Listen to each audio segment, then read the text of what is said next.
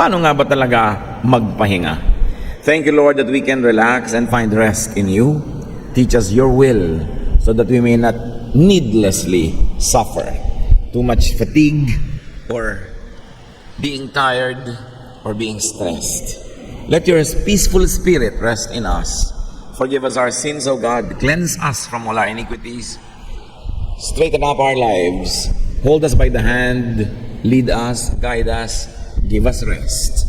In the name of Jesus, your Son, our friend, our Savior, we pray.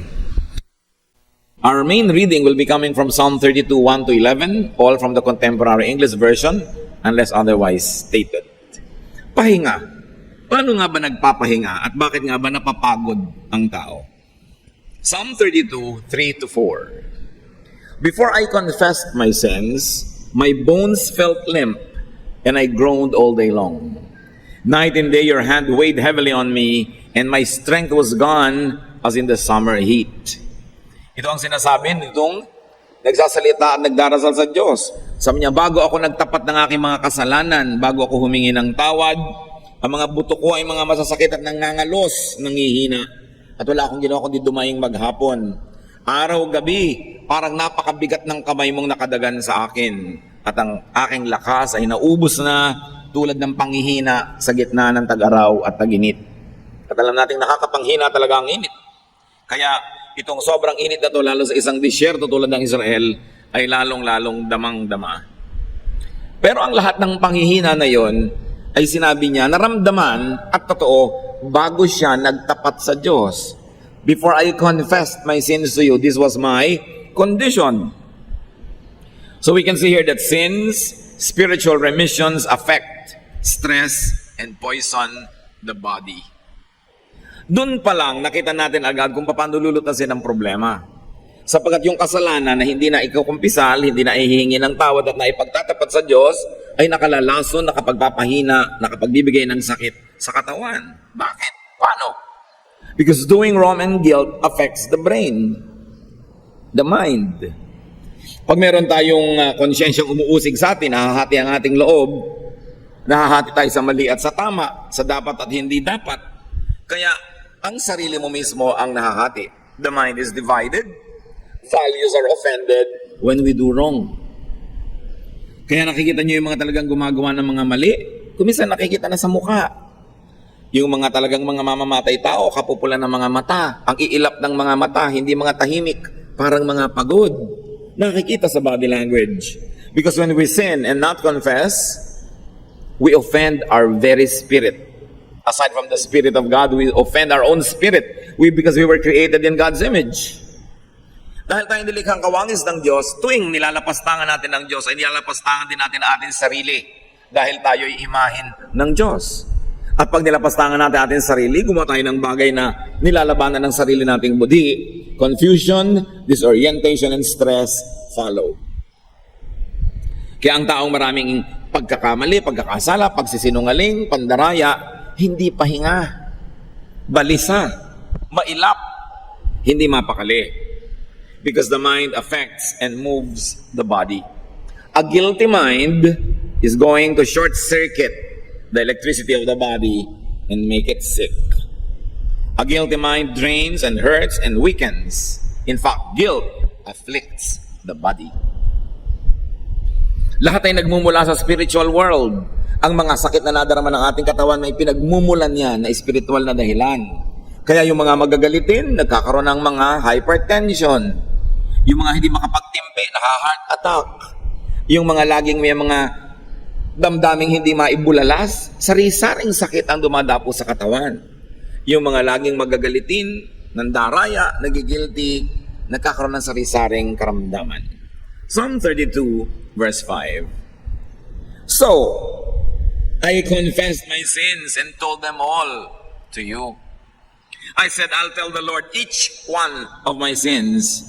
Then you forgave me and took away my guilt. Dahil sa hirap ng aking kalagayan na meron akong kasalanan hindi na ibubunyag at nahihingi ng tawad, ito na lang gagawin ko. Ipagtatapat ko, hihingi ako ng tawad, iisa-isahin ko para walang maiwan na pinagmumulan ng sakit ng aking katawan at ako'y pinatawad mong lahat. tinanggal mo ang bigat ng aking pagkakasala. So confession to God earns forgiveness, takes away guilt, takes the burden off. Confession to God detoxifies the body. Dapat nating alalahanin na alam na naman ng Diyos lahat ng kasalanan natin. Ano ang nangyayari? Bakit pag ipinagtatapat mo ay lumuluwag ang iyong loob, gumagaan ang iyong damdamin? Bakit mo ipagtatapat sa Diyos na alam naman niya yun dahil alam niya lahat? Kasi pag ipinagtatapat natin sa Diyos ay inaamin natin kasalanan.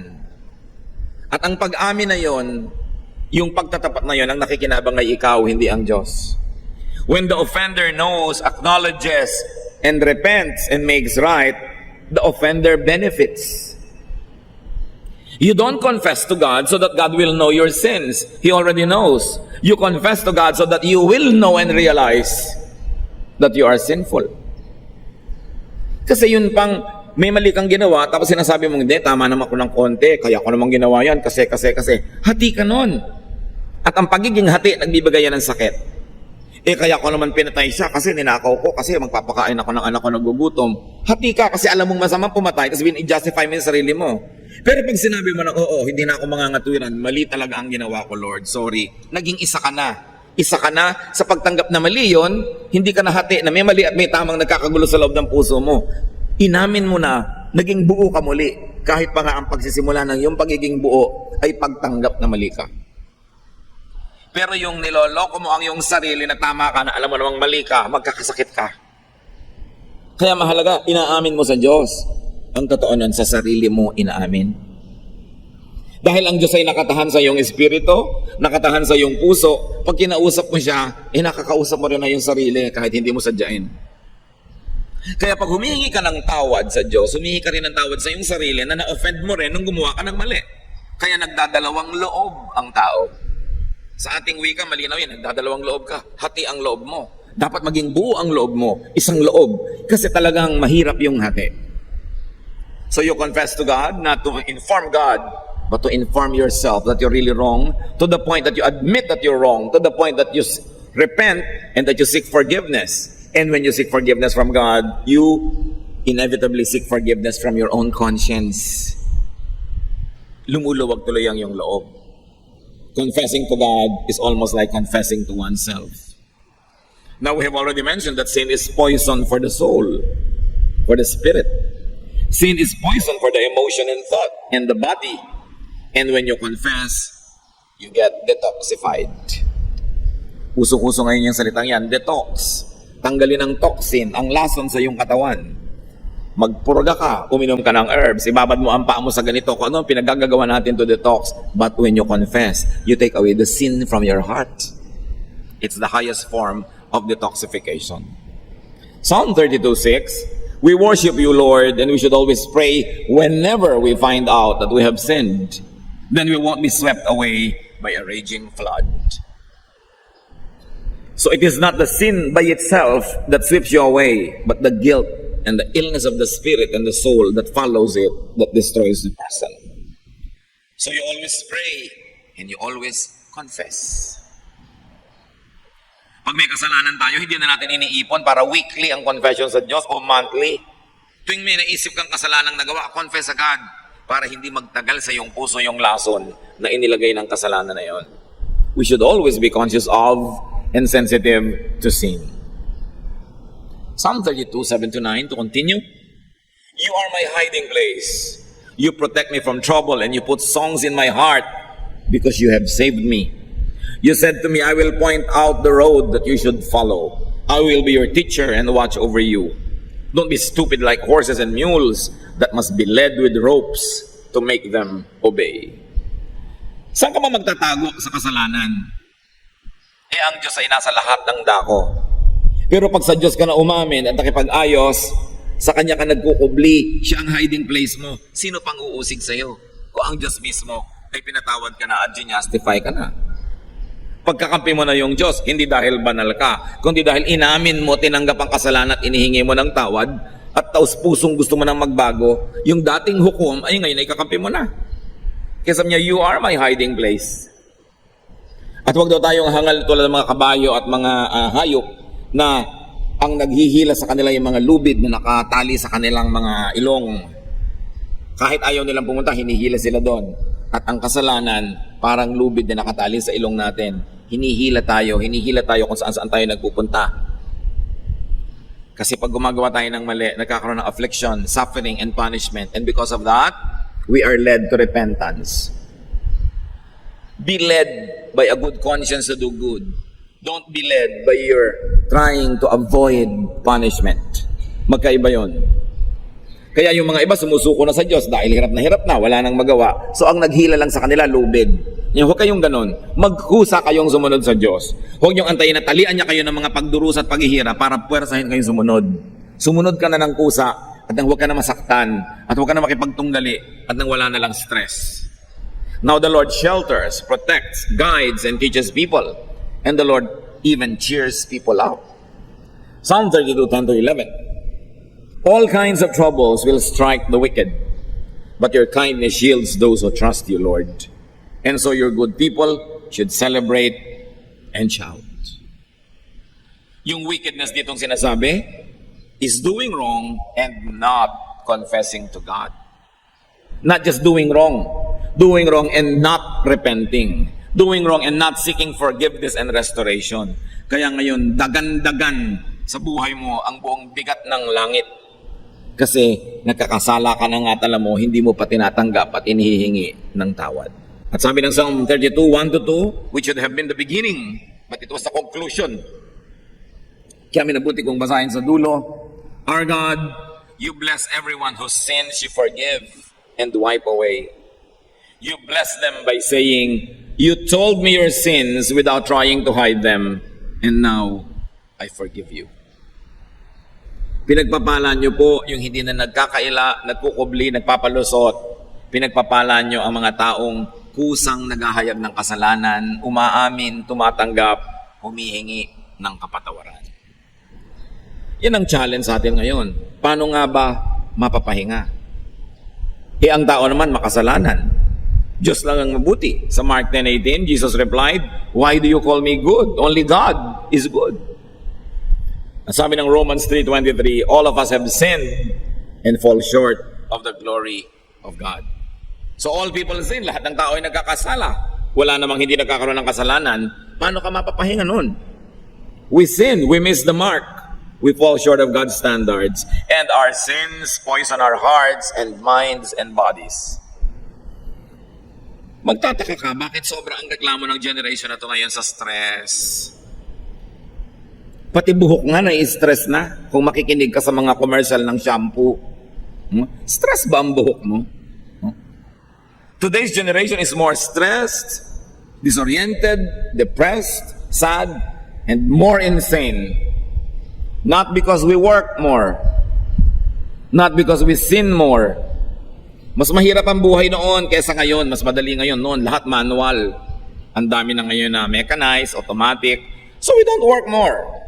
We don't sin more. Wala namang bagong kasalanan na na-invento mula pa noong unang panahon. Pare-pareho lang lahat ng henerasyon. But why are we more stressed? Not because we work more and sin more, but because we confess less. Yun ang pinagkaiba. Bihira na ngayong tao ang umaamin ng kasalanan, puro palusot.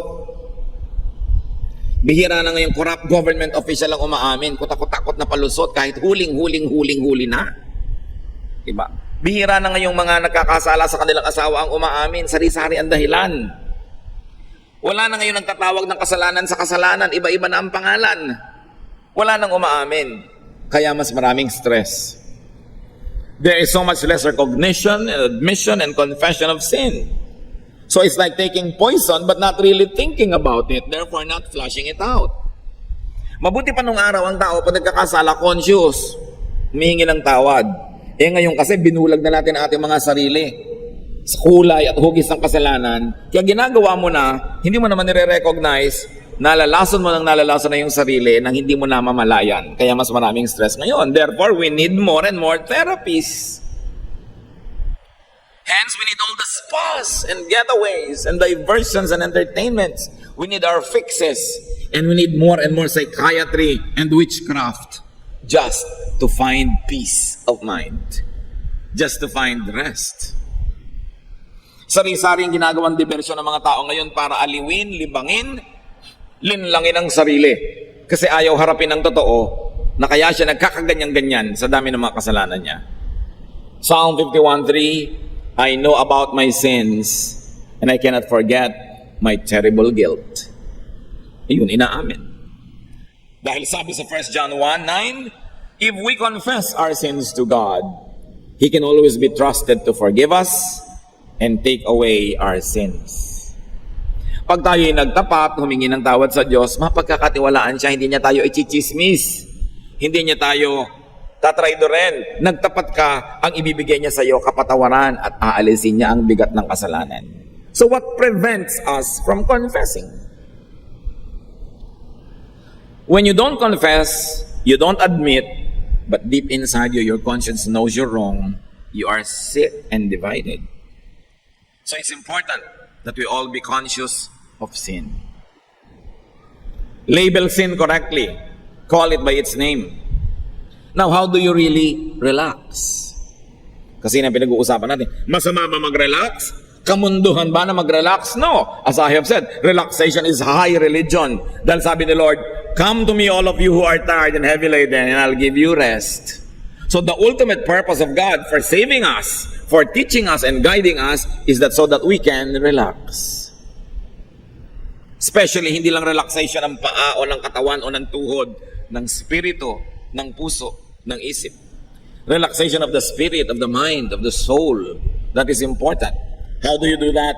Obviously, repent. Pagsisihan ng ating mga kasalanan. Confess to God and to people you're wrong. Kailangan nagtatapat. Since doing wrong and guilt affects the mind and the brain, since guilt drains and hurts and weakens and afflicts the body, relax and stay relaxed by avoiding sin. More important than confession, prevention. Avoid sin. Sabi nga nila, an ounce of prevention is better than a pound of cure. Isang napakatanda ng kasabihan. Kaya sa ang dami-dami mong ikapagtatapat, edi huwag ka nalang gumawa ng kailangan ipagtapat. Maximize restfulness by minimizing sin. Huwag na tayong lumayo sa mga pamilya. Mag-asawa, minimizing committing sin against each other, and you will actually maximize restfulness in each other's presence. Ganyan din sa pamilya, ganyan din sa office. Minimizing criticisms against each other will maximize the peaceful climate that you will all enjoy. Pag kinontian mo at pinaliit ang kasalanan, pinapalaki mo ang kapahingahan. Kaya napakarami nating mga kaguluhan sa buhay dahil sa kasalanan natin sa isa't isa. May mga bahay na halos ayaw mo na umuwi dahil parang impyerno. Dahil ang mga tao doon wala nang inatupag kundi gumawa ng kasalanan laban sa isa't isa. Uubusin mo ang ulam ni ganon, papagalitan mo si ganon, isusuot mo yung sapatos sa kapatid mo, igagamitin niya pala, galit na galit sa'yo. Hindi ko ngayon makauwi-uwi. Maya-maya, nagkakataksil ka sa sarili mong asawa, nagkakagulo kayo. Kaya ang gulo ng bahay. Kasi ang lahat ng mga tao, ang uwi-uwi nila doon, kasalanan against each other. Paano mo gustong uwiin ang isang bahay na punong-puno ng kasalanan? Paano mo gugustuhin maligo sa isang swimming pool na puro laso lang nakalagay? But we poison our homes. We poison our workplaces through insubordination, by stealing from the company, by exploiting the workers, and by needlessly torturing your co-workers with bad behavior. But why will you poison your own work environment? Kaya ang daming sakit ng tao. A clean heart is the best spa. Kahit magbabad ka at magtira sa spa, pag inuusig ka ng iyong budhi, ninangat-ngat ka ng iyong konsyensya, walang pahipahingang mangyayari sa'yo. Hindi rin natatakpan ng makapal na makeup yung nag-aalalang puso, nakikita sa mukha. Kaya ang unahin nating linisin, i-detox ang puso. Ang unahin nating i-exfoliate ang puso. Yun ang unahing tanggalan ng mga dumi. Sapagkat pag malinis ang kalooban, it will radiate throughout. Righteousness is the best therapy. Pag matuwid ka, tumagawa ka ng tama, kahit minsan parang nalalamangan ka, nagbibigay ka na lang, nagpapasensya, pero tahimik ang loob mo. Huwag kang maghahangad na makalamang pero inuusig ka ng budhi. Kasi yung budhi, kasama mo kahit saan ka magpunta. Bakit mo aawayin yung kasama mo lagi? Tulad ng mga iba, inaaway, asawa, kapatid, kapitbahay, yung kasama lagi ang aawayin, edi ang buhay mo magulo.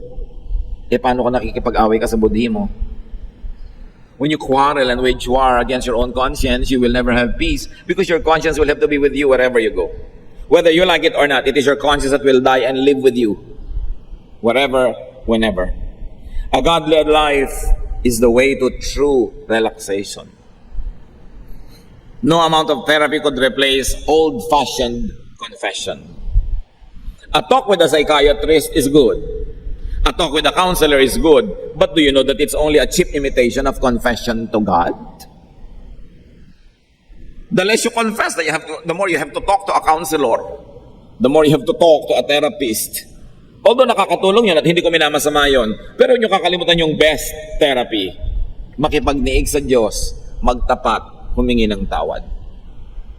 Psalm 23, You, Lord, are my shepherd. I will never be in need. You let me rest in fields of green grass.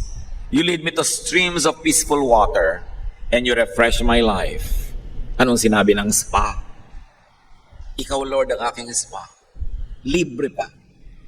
No? You, Lord, cannot be replaced by massage or a vacation. Although hindi masama yung massage o vacation o spa. Pero kung yun lang ang ginagawa mo para takpan yung tunay na kulang, kahit mangisay ka ng kakaspa, hindi ka mapapahinga.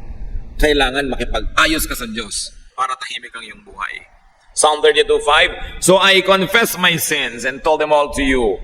I said, I'll tell the Lord each one of my sins. Then you forgave me and took away my guilt. Confession to God earns forgiveness, takes away guilt, takes the burden off, detoxifies.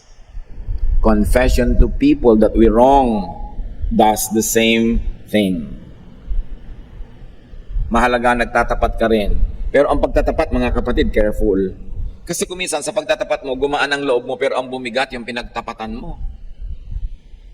Kaya i-handle mo yan mabuti. Pero mo gusto mong gumaan ang loob mo dahil may anak kang 5 sa labas, sasabihin mo bigla sa asawa mo, ay gumaan nga loob mo pero siya naman tong nanigas at namatay. Diba? So, break it gently. Be kind. Hindi yung ang bigat ng problema ko, sasabihin ko sa'yo, uuwi ka ngayon ang humahalakak, tumatawa, pero yung pinagsabihan mo nagbaril sa sarili dahil hindi na kaya ang binigay mo. Kumisa kasi selfish din tayo. Sa kagusto natin gumaan ang loob natin, tatambak natin sa kapwa yung samaan natin ang loob. You are not always entitled to transfer your heaviness to other people. So you be sensitive, take their situation into consideration, their health, their emotional well-being at that time. Pero mahalaga nagtatapat. Kasi madalas, yung pagtatapat nyo, hindi lang kayo yung gumagaling, pati yung taong pinagtapatan nyo gumaling. Lalo't matagal na niya kayong listado, inaabangan lang palang magtapat kayo. Di ba? Nagmamaang-maangan lang pala at inaantay na kusa kayong umamin at humingi ng tawad, siya rin gagaling. Pero kung isang ipagtatapat ninyo, isang kasalanang matagal lang nangyari at hindi na naman nauulit na at hindi na mauulit pa, baka mabuting sarili ninyo na lang, kayo na lang mabigatan, kaysa yung nananahimik yung asawa pa ang nabigatan, lalo't hindi na naman talaga nangyayari at hindi na danger yon, pasensya kayo, buhatin nyo yan, kayo may kagagawan. No? Pero huwag nyo lang ipasa sa inyong mga mahal sa buhay para lang gumaan loob nyo. Pero kung matibay ang kanilang loob at kaya naman nila, titimplahin nyo ang ganyang mga bagay. Now, let's never forget to appreciate that God lives in people's hearts. Romans 8:9, You are no longer ruled by your desires, but by God's Spirit who lives in you. People who don't have the Spirit of Christ in them don't belong to Him. So, ang Espiritu ng Diyos nasa atin. 1 Corinthians 6:19, You surely know that your body is a temple where the Holy Spirit lives. The Spirit is in you. It is a gift from God. You are no longer your own. So God's Spirit is one with the believer's spirit. Ang Espiritu ng Diyos nakatira sa atin, kaisa ng ating espiritu, kabuhol ng ating espiritu. Kaya pagka ginalit mo yung Diyos, ginagalit mo rin ang iyong sarili. In-offend mo ang Diyos, ino-offend mo rin ang iyong sarili. Kasi magkabuhol ang espiritu mo at ang espiritu ng Diyos. So anong ibig sabihin yan? To offend God is to offend oneself. Meron kayong alam na mali, ayaw ng Diyos, ginawa nyo, na-offend ng God, pero na-offend din ang inyong budhi.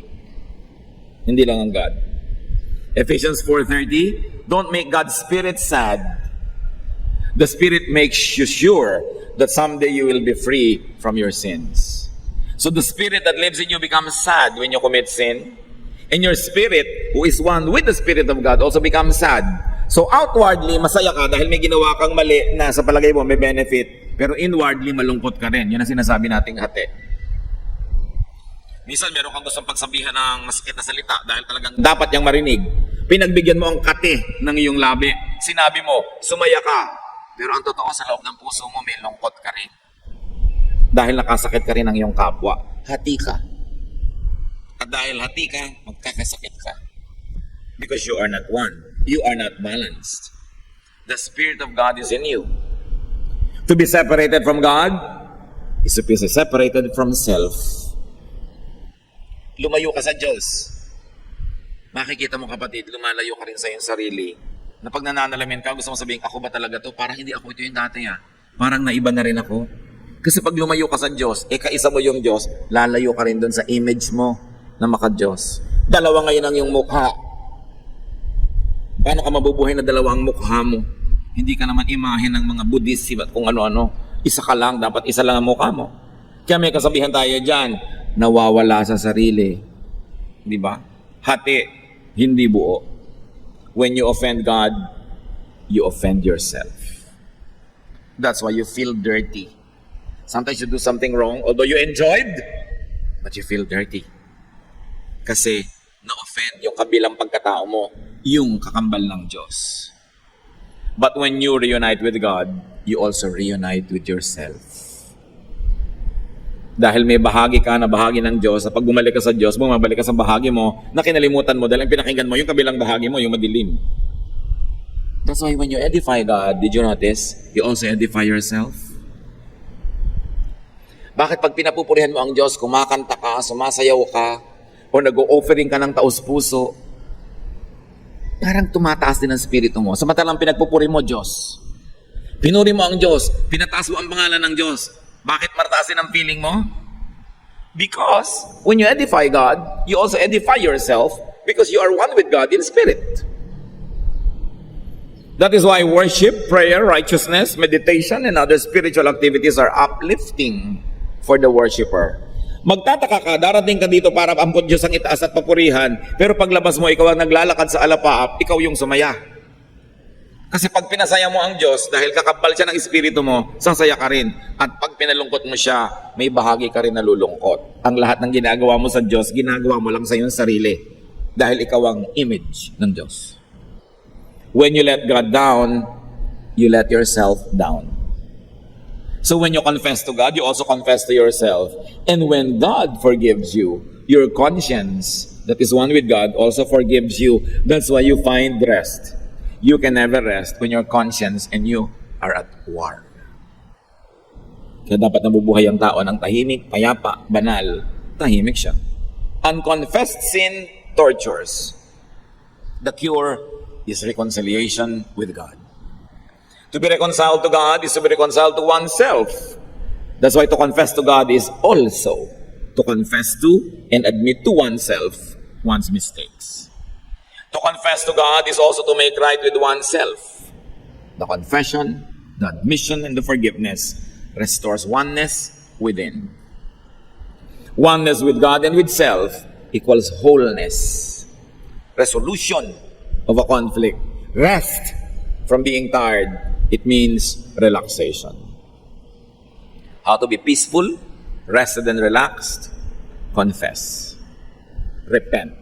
Make right with God. Better not to have anything to confess because you didn't do anything wrong. Why is confession important? Why does it give rest and peace? Because confession is submission, surrender to God. Non-confession is fighting with God. Paano ka matatahimik? Kinakalaban mo ang Diyos. Pero pag nag-confess ka na, sumuko ka na, tapos na ang gyera. Katulad ng lahat ng gyera, pag sumurrender na yung kabilang partido, tapos na ang gyera, may nanalo na. At hindi tayo lugi kung Diyos ang nananalo. Bakit? Dahil tayo rin yun, dahil kakambal nga ng spirito natin, ang spirito ng Diyos. Kailangan siyasatin natin ang mga sarili. At sa sandaling ito, nais kong hamunin ng bawat isa. Meron ba kayong mga nervyos? Meron ba kayong mga kabagabagan? Meron ba kayong mga parang insecurities, mga depression? Meron ba kayong mga nagpapahirap sa inyong loob, baka naman unconfessed sin lang yan. Kailangan siyasatin natin ating sarili. Kumisa kasi kung relihiyoso ka, lagi ka may dalang Bible, akala mo okay ka na eh. At nabubulag tayo sa mga sarili nating kasalanan pag wala nang nakakapagsalita sa atin. Pag ikaw ang padre de pamilya, ikaw ang breadwinner, ikaw ang boss, wala na kumisa makapagtuwid sa'yo. Akala mo, lagi ka nang tama. Ikaw itong pinakamatanda, akala mo, lagi kang tama. Hindi laging ganun yon. Kaya ang mga naliligaw madalas, yung mga pinakamatataas ang ranggo, mga pinaka-breadwinner, pinaka-boss, kasi wala nang makapagtuwid sa kanila. Mahalaga, nagpapakumbaba, sinisiyasat ang sarili. Kaya sa pagpapatuloy natin sa ating spiritual growth, it's good to pause and say, Lord, may unconfessed sin po ba ako? Siyasatin niyo ako, baka dahil convinced akong okay ako, pero ba't hindi okay lahat sa paligid ko? Baka meron ako hindi nahuhukay na ugat ng kasalanan na nagbibigay ng mapakla at mapait na bunga sa aking pangaraw-araw na pamumuhay. O baka naman, obvious naman na may kasalanan, ayaw pa rin aminin. So aminin na ngayon, ipagtapat para tayo makarelax. Kung relax na kayo, mas marerelax pa kayo kung hahanapin pa natin kung ano ang possible roots of other issues in our lives. Ama namin, nagpapakumbaba kami sa iyong harapan. Kinikilala namin kami gawa sa lupa, bagamat may espiritu kayong nakatira sa amin. Yung pagiging lupa namin ang madalas nagiging dahilan, kaya kami naliligaw. Siyasatin niyo po ang aming puso sa aming mga kapatid na alam ang mga mali. Turuan mo kami ngayon na magtapat, umamin, humingi ng tawad at magpasyang baguhin, ituwid ang aming mga kalikuan. Lalo ang masasama naming ugali na nagpapalayo sa mga mahal namin sa buhay. Turo mo sa amin, Lord, na huwag laging sila ang sisihin. Maring kami naman talaga ang dapat sisihin. Teach us to look at our lives from a fresh perspective. Hindi yung puro self-justification, kundi unawain namin na aming totoong pagkatao at kilalanin namin ang aming mga kababaan para maitaas at maituwid nyo kami. Ipakita nyo sa amin, Panginoon, ang dapat namin gawin. At sa aming mga kapatid, Lord, na namanhid na, hindi na nahahalata na may mali sila. Turuan mo kami. Refresh us. Re-strengthen our convictions and our conscience. So our conscience can be your voice that effectively, powerfully, and loudly speaks to us. At sa aming paghingi ng tawad, pagkilala sa mga hindi kinikilalang kasalanan, palakasin niyo po kami. Linisin, tanggalin niyo ang mga lason sa aming isip, puso at buhay, at maging ang aming mga katawan, palakasin niyo para kami magkaroon ng pahinga. And being rested, we can do your work, we can serve people, and we can appreciate you more.